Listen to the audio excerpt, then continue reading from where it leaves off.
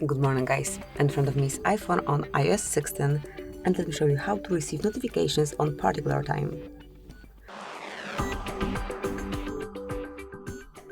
So at first open the settings, then find and select notifications, and now click on scheduled summary. Now just click on the indicator to turn it on, select continue.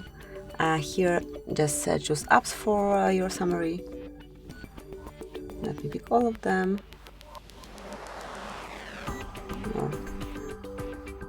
Then tap on add 12 apps and now activate first summary. It's gonna be 7 AM, then second summary. If you want to add another one, it can be 8 PM, and if you wish to add another one, just click on add summary and then add another one, but I will switch it off, and then just click on turn on notification summary. And that's it. From now on you will not get so many notifications every second, but you will have those summaries at 7 and 8. So that's it, that will be all. Thank you for watching, please subscribe our channel and leave the thumbs up.